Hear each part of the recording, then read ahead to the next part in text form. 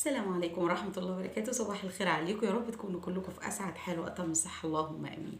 موضوعنا النهاردة هو لما النرجسي يقولك انت مش فارقة معايا، عايزة تطلقي، عايزة تكملي، انت كده كده مش فارقة معايا.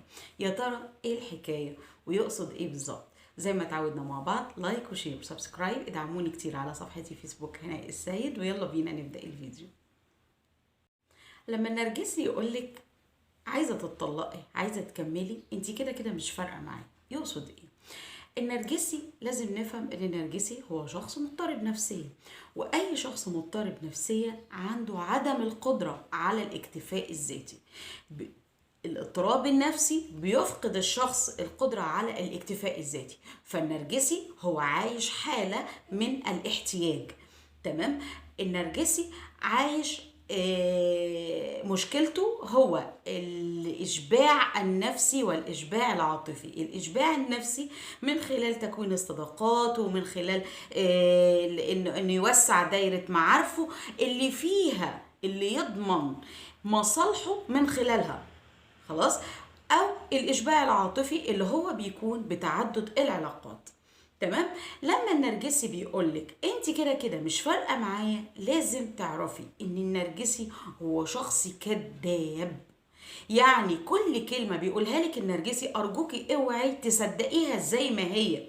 لا، النرجسي بيقولك انا مش محتاجك، لا هو محتاجك. ازاي مش محتاجك؟ حتى لو في واحدة تانية، لازم تفهمي انك انت كزوجة اولى انت مصدر وقود اساسي ومصدر للامان.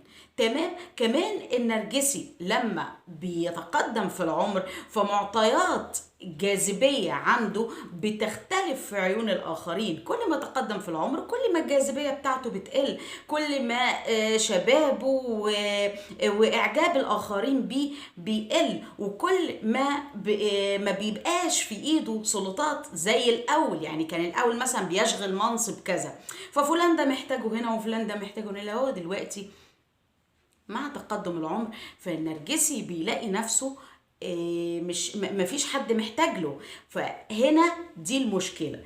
عشان كده دايما النرجسي لما بيجي يتعامل معاكي بيخلق منك شخصية اتكالية. ليه؟ علشان تبقي على طول محتاجاله. هو كونك انت عماله محتاجه له في كل حاجه، محتاجه له نفسيا وعاطفيا وماديا وكل شيء، فبالتالي هو بيشعر بوجوده على وجه هذه الارض، هو بيشعر بقيمته على الارض، وبالتالي فهو بيجعل منك انت شخصيه اتكاليه. تمام. لما النرجسي يقولك انت مش فارقه معايا وعايزه تطلقي، عايزه تكملي، انت حره، الحل معاه ايه؟ الحل معاه انك انتي لازم تعرفي ان النرجسي هو شخص يفتقر الى التعاطف، ما عندوش مشاعر، ما عندوش ابقاء على العشرة، او انه يقول والله دي كانت انسانة كويسة معايا في يوم من الايام، او انه يقول مثلا ان في، ما عندوش التمسك بالعشرة، ما عندوش القصة دي خالص. تمام. عشان كده لما تيجي تتعاملي مع النرجسي اهم شيء انك انت ما تواجهيش النرجسي بسلبياته. دي نقطة. خلاص. النقطة التانية، اطلعي من دور الضحية، ما تبقيش انت ضحية قصاد النرجسي. ازاي الكلام ده؟ يعني النرجسي ما هو الا روبوت. انا دايما بقول النرجسي ده عبارة عن روبوت او جهاز كمبيوتر او لابتوب. خلاص. الداتا اللي انت هتدخليها على هذا الجهاز هي نفس المعاملة اللي انت هتتلقيها منه. دخلتي عليه معلومات فيها انه بيكرهك وانه مش عايزك وانه بيدوس على حقوقك وكده، هيحطك في كورنر الضحية، هيمنع عنك كل الطلبات وهيطلقك بالفعل. تمام. اما لو اتعاملتي معاه على انه بيحبك، انه ما يقدرش يستغنى عنك، انه مكفيكي، حتى لو هو مش مكفيكي بس مجرد انك انتي اقول لك ايه يعني تكبري منه. تمام. النرجسي لازم تعرفي حاجه، النرجسي لما بتكبري منه بيكبر معاكي وبيرتقي معاكي. تمام. يعني لما تقولي له والله مثلا لا ده مثلا ما يصحش عشان برستيجنا ما يسمحش بكده، علشان انت راجل محترم ما ينفعش ان حاجه زي كده تحصل، ارتقي بالنرجسي، خليه يفهم انك انت واثقه فيه جدا، انك انت شايفاه حاجة محترمة جدا، وبالتالي ما ينفعش انه يقل في نظرك. النرجسي يسعى الى الكمال ولكن لا يرضى ابدا عن نفسه بسبب اضطرابه النفسي.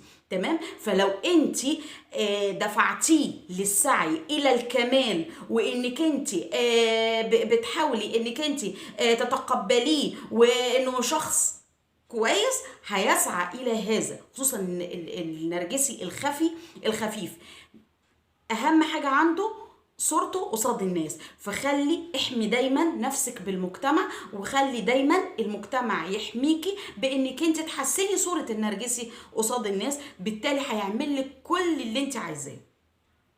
تمام؟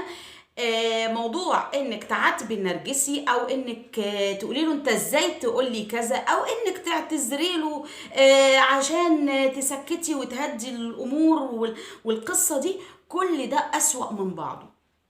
او انك تدافعي عن نفسك معناه انه كذاب في اللي بيدعيه عليكي او اللي بيتكلم فيه عليكي، ودي برضو انت كده برضو داخله في طريق اسود معاه. فالقصه وما فيها انك انت تتعاملي مع النرجسي بحياديه شديده، تعرفي مصلحتك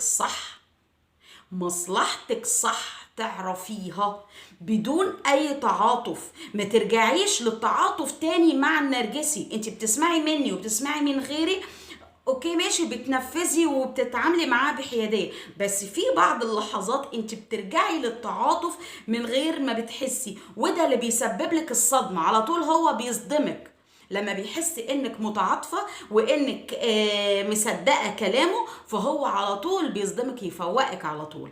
خلاص؟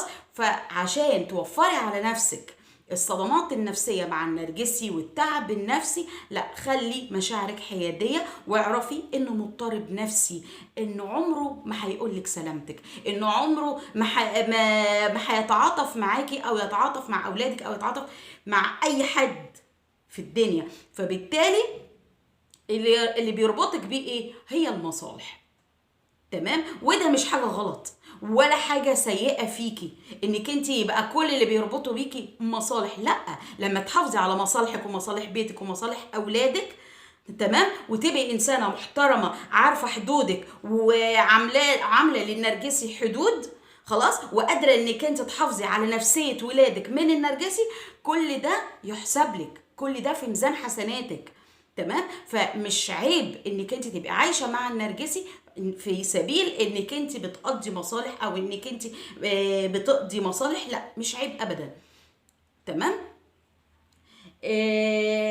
استراتيجية النرجسي ما بيفهمش العلاقات الا من استراتيجية هات وخد. تبقي صاحيه لمصلحتك، وتبقي عارفه انك انت يعني تبقي عارفه انك انت بتدي، اذا كنت بتدي حاجه او بتعطي شيء فانت هتاخدي في المقابل. خلاص؟ لكن النرجسي لما بيشوف الضحيه معطاءه، مش يعني معطاءه كده بلا سبب وبلا حدود كده، لا، بيستغلها أسوأ استغلال، وخصوصا لو كان عندك فلوس او ما شابه. فاحذري ارجوكي، حاولي انك انت لما النرجسي يقولك حاجه افهمي عكسها، لان النرجسي دايما بيطلع عكس اللي جواه. هو اعتاد الكذب، ما عندوش الشخصيه اللي يتكلم من خلالها. تمام؟ يا رب يكون الفيديو عجبكم، يا رب أكون قدرت أشرح النقاط السابق ذكرها. أستودعكم الله الذي لا تضيع ودائعه، والسلام عليكم ورحمة الله وبركاته.